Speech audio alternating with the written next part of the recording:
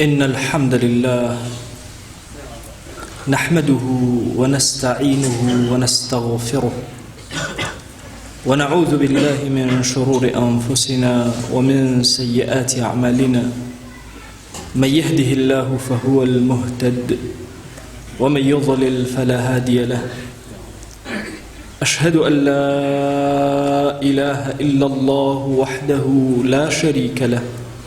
وأشهد أن محمدًا عبده ورسوله. يا أيها الناس اتقوا ربكم الذي خلقكم من نفس واحدة وخلق منها زوجها وبث منهما رجالا كثيرا ونساء، واتقوا الله الذي تساءلون به والأرحام إن الله كان عليكم رقيبا. لپاش سپاس و ستایشێکی بێهەمتا بۆ کردگاری مەزن و داواکردنی درود و ڕەحمەت و سەرگیانی پاکی پێشەوەی مرۆڤایەتی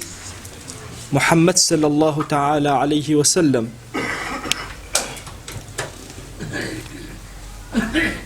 ئێمەی ئیماندار هەموو ساتێک کە سەیری ژیانی ڕۆژانەی ئومەتی ئیسلامی ئەکەین لە نێوان دوو خاڵە ژیان ئەبەینە سەر. گەشتبین ئەبین کاتێک کە ئەبینین حەضارەتی ئومەتی ئیسلامی و شارستانەتی ئەم ئومەتە پەلی کێشاوە بەرەو غەرب. ڕۆژانە ئومەی ئیسلامی هێرشی لەوێیە و چەندین کەس لەسەر دەستی ڕەوشت بەرزەکانی ئەم ئومەتە ئیمانە هێن. گەشتبینمان ئەکات ئەمە. کاتێکی سەیری هێرشی شارستانێتی غەرب ئەکەین کە چۆن لاوەکانی ئێمە ئەفەوتێنێ لێرە، هەست بە دڵتەنگی و جۆرێک لە ڕەشبینی ئەکەین. ئێمە ئیماندار پێویستمان بەوەیە لە واقعی ئەمڕۆمان زۆر باشتر تێبگەین و فکر و خەیاڵاتی واقعیمان هەبێ. لە ساڵی 1993 کەسێکی غەربی کتێبێکی نووسی بە ناوی صراع الحضارات یا صدام الحضارات. ئەگەر کتێبەکە نەخوێنرێتەوە پوختەکەی ئەکرێ لە گۆگڵا بخوێنرێتەوە کە ئایا ئەوان چۆن بیر ئەکەنەوە و چۆن لە ئێمە موسڵمان ئەڕوانن و چۆن سەیری ئەو ململانەیەکەن لە نێوان شارستانەتەکانە هەیە. بە درێژایی مێژووی ئیسلامی شارستانێتی ئیسلامی شارستانێتێک نەبووە کە بێوێ شارستانەتەکانی تر بشکێنێ و بیان فەوتێنێ، بەڵکو هاتووە تەکاملی حەضاراتی کرد و حەضارەتەکانی تەواو کردوون. بۆیە ئەبینی مەجووسی ئاگرپەرست فورس ئەشکێن و حەضارەتەکەیان نامێنێ، بەڵام زمان و معتەقەداتیان پارێزراوە بێ و هەتا ئەمڕۆژ ئاگرپەرستی لە جیهانەما. بوذیەکان لە ئەفغانستان و هیندستان کاتێکەوە لەسەر دەستی محەممەدی کوڕی قاسم ئەشکێن، سند و هیند ڕزگارەکرێ. سند و هیندی ئەو زەمانە ئەبینی هەتا وەکو ئێستەش دیانەتی بوذی و بوذیەت هەرماوە، بەڵکو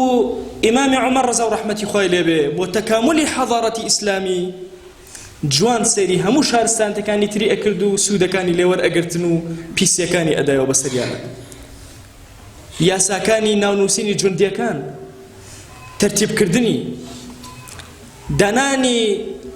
ڕێژەیەکی پارەی ساڵانە بۆ ئەو کەسانێکەوە مجاهدن لە پێناوی خوایە هەمووی ئەو فکرانە بوون کە لە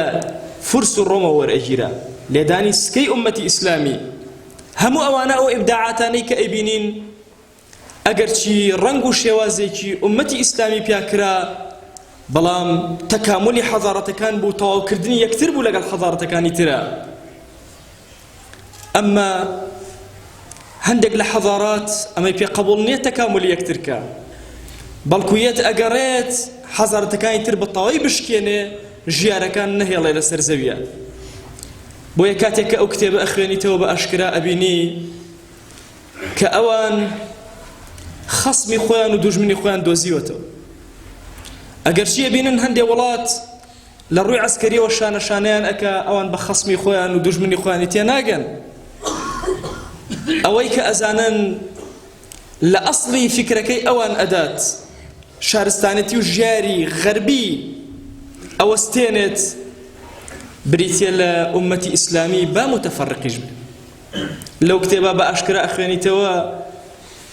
قەومیەت لەناو گەلەکانە نامێنێ نەتەوایەتی تەنها تا ئەو کاتە سوودی هەیە کە صراعی غەربی کە ململانەی نێو شارستانەتەکان تەواجودی هەبێ کە نەما بە هیچ شێوازێ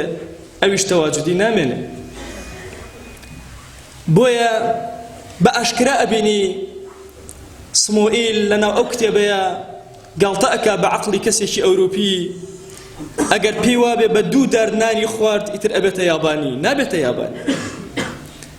گاڵتەیان لێیە بە گەنجێکی ئێمە یا ئەندام پەرلەمانێکی ئێمە کە پێی وابێ ئەگەر چاکەت و پانتۆڵێکی لەبەر کرد ئەبێتە غەربی ئەو ئەزانێت چۆن جەنگ لەگەڵ حەضارەتەکان و شارستانەکانە ئەکە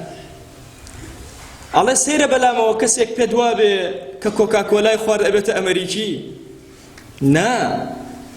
حەضارەتەکان لەگەڵ یەکترە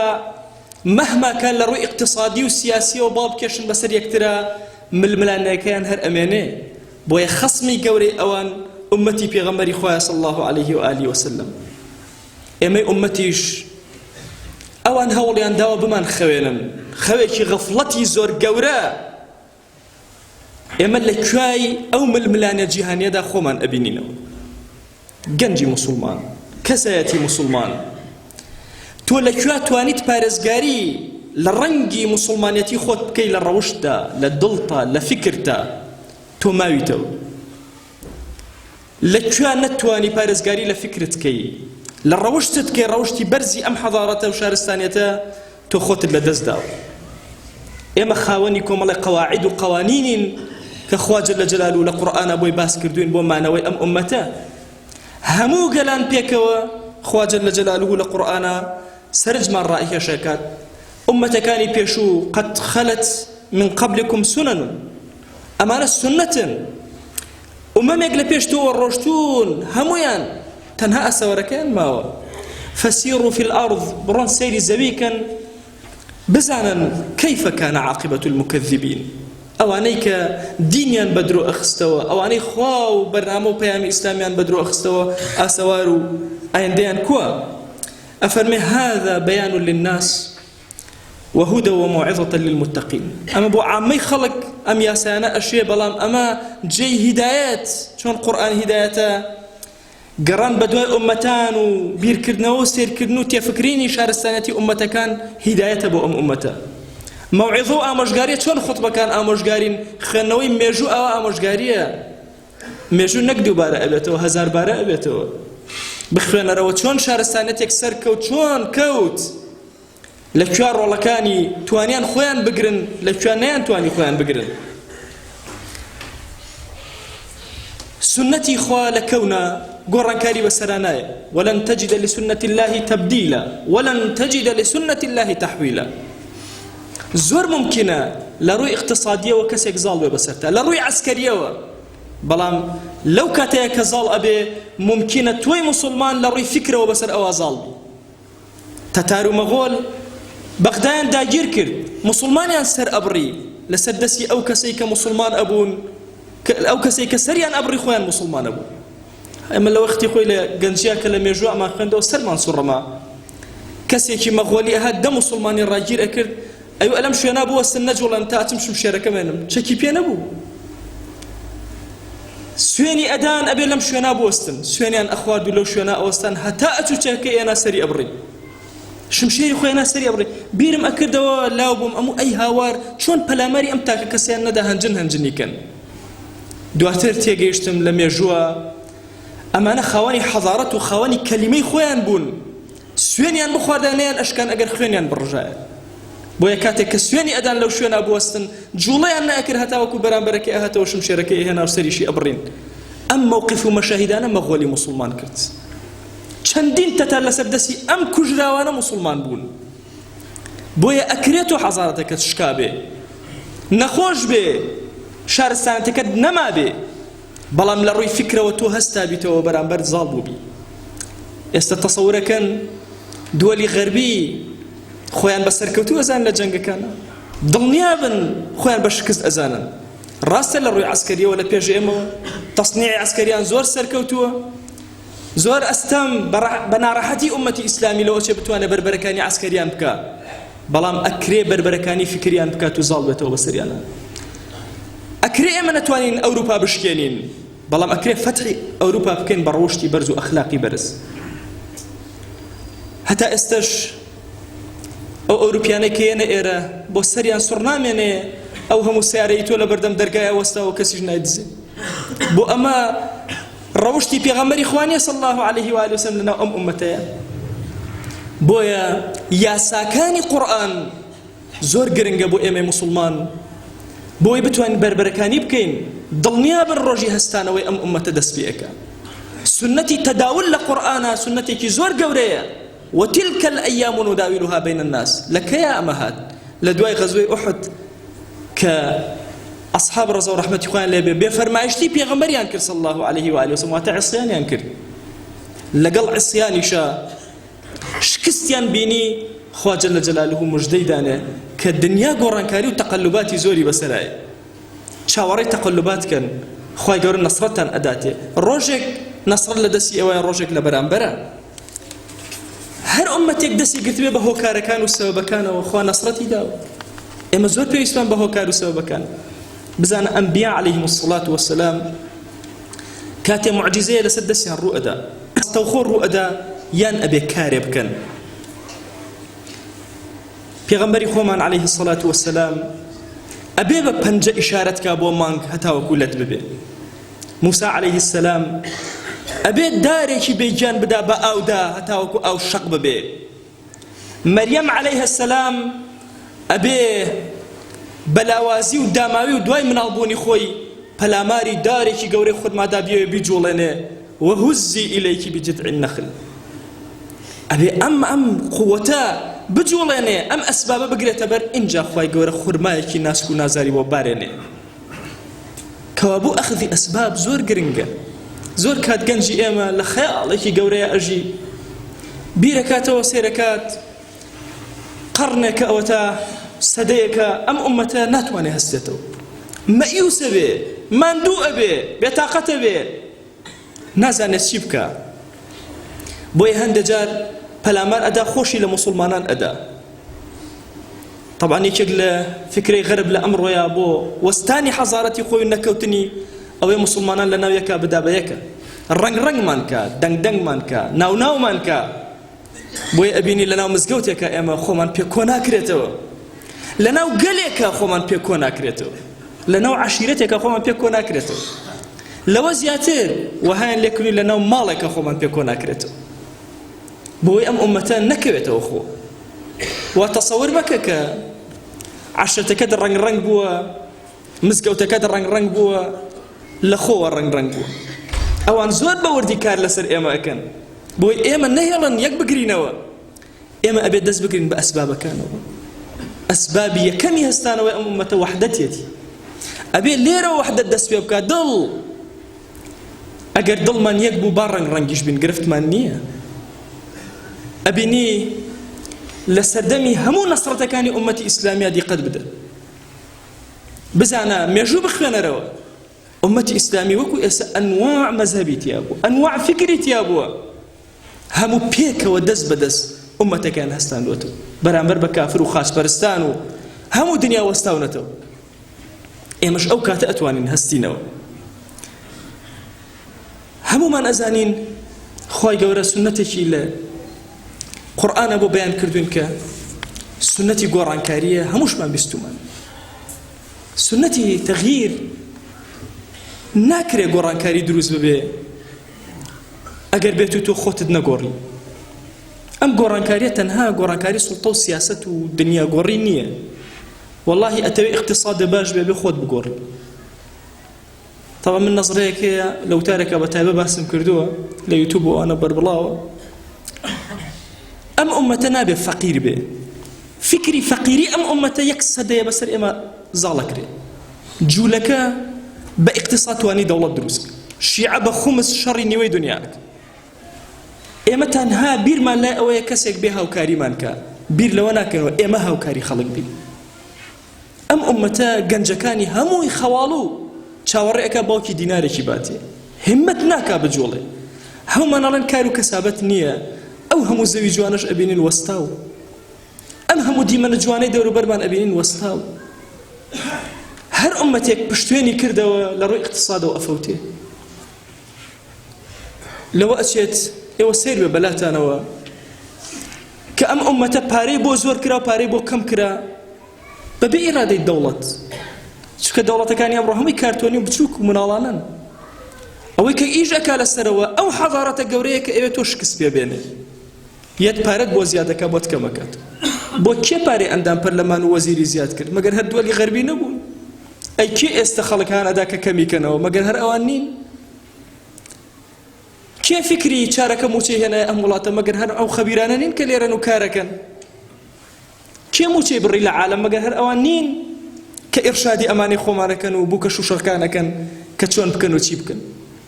ئێمە وڵاتێکی تازە داگیرکراوین ئێمە بە خۆمان و نەوت و هەموو شتێکمانەوە فرۆشراوین بۆیە ئەم ئومەتە پێویستی بە هەستانەوەیەکی زۆر وریایە ئەویش ئەوەیە لە دڵیەوە دەست پێ بکە قانونی تەغەیور دەست پێ بکە ئەگەر توانیت خۆت بگۆڕی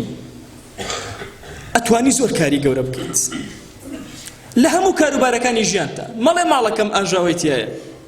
وەرە بگەڕێ خەلەلێک هەیە خۆت بگۆڕە ئاژاوەکە نامێنێ مەڵێ لەگەڵ خێزانما پێم ناکرێ وەرە بزانە هۆکارەکەی چییە ئەگەر قەزیە ئەوەیە هەر خۆشت ناوێ و دڵە نەدویستەوە بە زۆر هێناوە تامە قەزەیەکی ترە ئەگەر نا بگەڕێ خەلەلەکە بدۆزەرەوە چارەسەری کە مەڵێ خەڵک ڕخی لێمە و هەرچی ئەڵێم و کەس لە مەجلیسا گوێم لێ ناگرێ بگەڕێ خەلەلێ لە خۆتا هەیە مەڵێ هیچ هاوڵێکم پێم ڕازی نابێ کێشە لە خۆتا هەیە هەتا ئەگاتە ئەوەی ئەم ئومەتە هەستێتەوە هەمووی قانونی تغييرك للقرآن باس كراوة إن الله لا يغير ما بقوم حتى يغيروا ما بأنفسهم لا تشاكوا خراب قانون تغيير سلبي من هي والله أقل النعمتها بالنعمة كان جوان بكرنا إخواني ما نقرأته بويا أم أمة بيوستي با شاكردني همو أفكار كاني هي هستانويا بقروتيني كي زور بهزوا دانان الروشتي إسلامية لأخويا والله تو تصور نكي اگر یک جار دروت نكرت لبر خاطري پیغمبر صلى الله عليه واله وسلم كو قدويتو شون او اكوي لبر خاطي او بيام شيرينت كهستيتوا تو بردك بنا غدانا بوستانه وام امته تو دروز بوي دروز اكيد رجل رجان امراض قوي تو رنگ ادات ولا عالم ده حضارتك اما حضارتك نيكي بمراقبه مانك نا خوي مراقبه مانك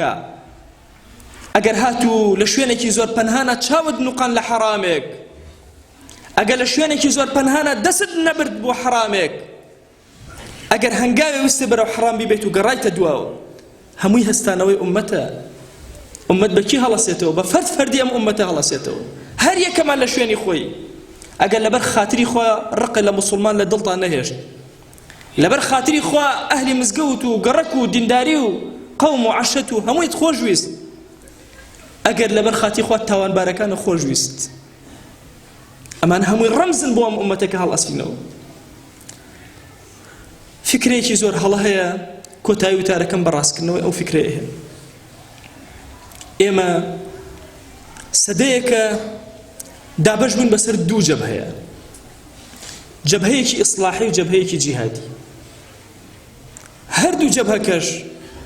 لە ڕووی کاروبارە سیاسیەکەوە بۆ هەستانەوەی ئومەت لەو ئەچێ نەگەشت نە ئامانج و نەشیان توانی بێ بگەن لە ڕێیا کەوتبن و بەجێما بوو بەڵام لە ڕووی پەروەردەکردنەوە هەردووکیان خەڵکێکی زۆریان سەرخستووە ئەم فکرەیە کە عارستانەکەم لە دڵی زۆر شەبابە دروست بووە بۆیە زۆرێکی کافر بە ئاسانی ئەتوانە بیفەوتێن هەموو شەبابێکی ئێمە پێی وایە ئەبێ لە یەک لەحزەیە جەنگ لەگەڵ هەموو جیهانە بکە کە ئەمە پێچەوانەی قورئان هەر بزوتنەوەیەکی چەکداری لەگەڵ خەڵکێکە جەنگی کرد و بەرابەری خۆی زیاتر بوون لە فەهمی قورئان تێنەگەیشتووە ئەبێ مصالحەکە لەگەڵ هەموو ئەوانەی بەرامبەری تاوەکو کەمێک لە دوژمنەکانی هێڵێتەوە تا زاڵە بێ بەسەریانە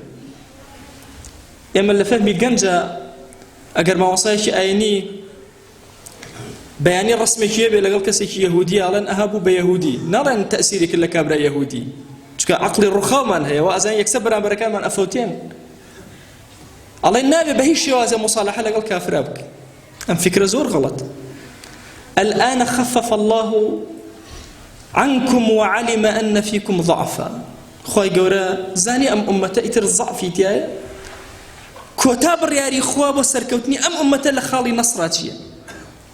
ئەوەیە کە ئەم ئومەتە فإن يكن منكم 100 صابرة يغلب 200 ئەگەر 100 کەسی زۆر ئارامگرمان هەبێ ئینجا زاڵ ئەبین بەسەر 100 کەسی ئەوانە بە 200 کەسی ئەوانە واتە یەک بە دوو خۆ ئەگەر سابر نەبین یەک بە یەکی بۆیە ئەو فکرە پێویستە هەر هەمومان بە جوانی تێبفکردین بە جوانی ڕەدیکەینەوە شەبابی ئێمە سێرەکەی لەوە چێ کافر بزوتنەوە یەک دروستکە حرەکەیەک دروستکە لە جیهانە پێمان وایە ئەو حرەکە مادام جەبهەی هەموو جیهانەکە هەمومان شوێنی ئەکەوین فکری ئەمەی شەهیدی باشترە لە ژیان لە مێشکی ئەومانە چەسپیوە کە هەڵەیە ژیان زۆر باشترە لە خزمەتی دینە لە شەهیدبوون لە پێناوی خوایە جەلە جەلالوه بۆیە گەڕانەوەمان بۆ خزمەتی قورئان زۆر زەرورە تێگەیشتن لە سونەتەکان زۆر زەرورە تێگەیشتن لە ململانە جیهانیە زۆر گرنگە بۆ ئێمە موسڵمان تا ئێمە بزانین لە کوای معادلەکانی جیهانین وا تەسەور مەکە تۆ بە تاقی تەنهایی تۆ لە ناو ملیارێک و 400 ملیۆن موسڵمانە وەحدەیەکی فەردێکی تۆ سووچێکت بۆ ئومەتی ئیسلامی گرتووە خۆت بەکەم مەزانە بزانە چی ئەکەی بۆ هەستانەوەی ئەم ئومەتە لە ماڵتەوە دەست پێ بکە لە دڵتەوە دەست پێ بکە هەوڵ بدە ئەم ئومەتە ڕۆژێک لە ڕۆژان حەزارەتەکەی هەستاوەتەوە کە هەستایەوە باشترین کەس ئەو کەسەیە کە چرکە ساتێکی خۆی لە پێناوی ئەم دینەیە سەرف کردبێ دعوە و بانگەوازێکی کردبێ یا ئیسلاحی حاڵی خۆی کردبێ خوای گیان داوات لێ ئەکەین بە ناوی جوانت بە صیفەتی بەرزە بە ئیسمی عەظەمت خوای لەسەر جەم گوناهەکانمان ببوورە یا ئەکرەم الئەکرەمین یا ربی خوای ئەم ئومەتە بگێڕەوە سەر قاچەکانی خۆی یا ئەکرەم الئەکرەمین خوای داوات لێ ئەکەین ژیار و حەزارەتی ئەم ئومەتە سەرکەوتوو بکەرەوە یا رب العالمین یا ربی خوای بەسەر کافر و زاڵمانە سەرمان خە یا ئەکرەم الئەکرەمین یا ربی خوای گیان داوات لێ ئەکەین بە ناوی جوانە بە صیفەتی بەرزە بە ئیسمی عەظەمت خوای ڕەحمەت و کەڕەم و بەزەی و میهرەبانی خۆت بەسەر دڵ و دەروونمانە ببارێنە بەسەر ماڵەکانمانە ببارێنە بەسەر ئەم شارەمانە ببارێنە خوای ڕزقی حەڵاڵ لەم شارەمانە زیاد کە بازاڕەکانمان پڕ ڕزقە کانیاوەکانمان پڕ ئاوکە بیرەکانمان پڕ ئاوکە یا ربی خوای زەوی و زەرعاتمان پڕ بەرەکەت کە یا رب العالمین خوای دەستی کافران و بێدینان لەم وڵاتی ئێمە ببڕە یا ربی خوای گیان ڕەحمەت و بەزەی و کەڕەمی خۆت بەسەر ئەم وڵاتەمانە ببارێنە یا رب العالمین یا ربی خوای گیان داوات لێ ئەکەین بە گەورەی خۆت دڵمان ئارام کە ماڵمان ئارام کە وڵاتمان ئارام کە پەروەردگارە داوات لێ ئەکەین گۆڕەکانمان ئارام کە یا ئەکرەم الئەکرەمین خوایە ئەم موسڵمانە ڕویان کەوتە ئەم ماڵی تۆ هانایان بۆ لای گەورەی تۆ هێناوە بەخوا پەروەردگارە دەستی دوعا بەرز ناکەنەوە بۆ تۆ نەبێ خوایە تۆ خۆت شاهیدی ڕکوع نابن لە بەردەم تۆیان نەبێ سوجدە نابن تەنها بۆ تۆ نەبێ دەی یا ربی خوایە دوعاکەیان گیرا بکە ادعوا الله وأنتم موقنون بالإجابة